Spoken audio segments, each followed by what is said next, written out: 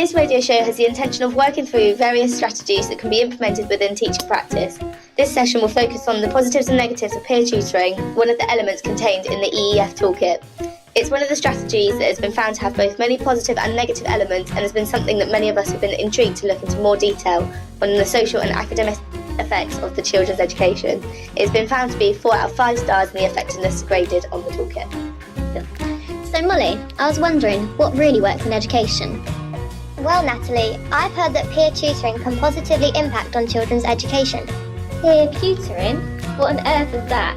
No, peer tutoring. It's defined by the Education Endowment Foundation as using a range of approaches where learners work in pairs or small groups to provide each other with explicit teaching support. The Mentoring and Befriending Foundation also makes clear that there are an umbrella of terms that come under peer tutoring, including peer mentoring, peer support or buddying. Interesting. I wonder what evidence supports this. Can peer tutoring be used through your school life? Yes, it can. Peer tutoring can even be cross-age or same age. This depends on the desired outcome of the tutoring programme. So do schools actually use this? Because I've never heard of it. I've run up some statistics for you behind the scenes. In 2009, Holston found that 57% of primary schools had peer support initiatives. Also, can I have a round of applause? I've conducted a survey for our radio listeners on peer tutoring and I've had 55 responses. I'm gobsmacked. What did you find out? 98% of listeners have experienced and participated in peer tutoring at some point in their education. Examples include talk partners, mixed attainment groups and reading buddies. The popularity of peer tutoring could be down to the fact that the EEF identified it as very low cost but for a moderate impact. Well, actually, evidence suggests that the most successful programmes are very expensive. So is it really worth it? Don't be silly, Alyx. Peer tutoring is all grounded in Vygotsky and social constructivism. Exactly. Both Piaget and Vygotsky argue that social interaction with peers, such as through tutoring, assimilates knowledge. That's why peer tutoring can improve understanding. When using talk partners, children listen and respond to each other's ideas and contributions, often identifying misconceptions that they may have previously had themselves. Well, actually, Herrera claims that there is little difference between using adult tutors and peer tutors in terms of positive impact, meaning peer tutors are potentially obsolete. Although Coleman found that children are more likely to be influenced by their peers, as opposed to an adult tutor, and peer tutors have a greater insight into effectively communicating with their peers, resulting in greater understanding. Actually, the National Peer Mentoring Pilot found that peer tutors had a 10% increase in attainment in comparison to non-peer tutors. Also, it has been found that tutored children show greater academic progression than non-tutored children. Only moderately. Moving on, let's look at the pastoral impacts of peer tutoring. A positive pastoral impact is that peer tutoring can positively influence the school climate, offering an extra level of social support to the children. This assures that the teacher standard 1.1 is met, creating a safe and stimulating environment. Wow, good memory, Natalie.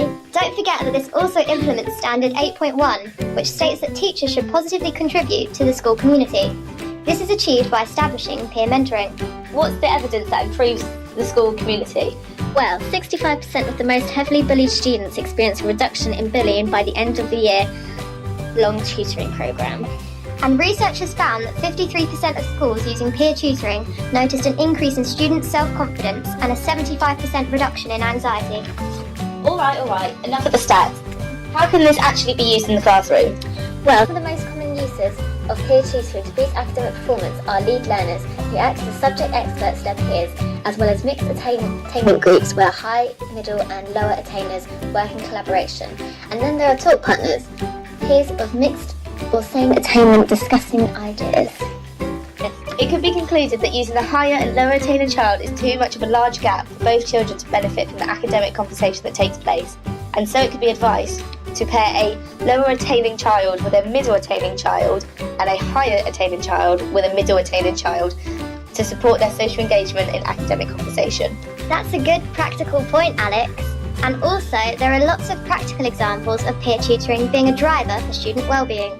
These include playground pals, who are supervisors that encourage social interaction, as well as buddying systems where children are encouraged to join different friendship groups.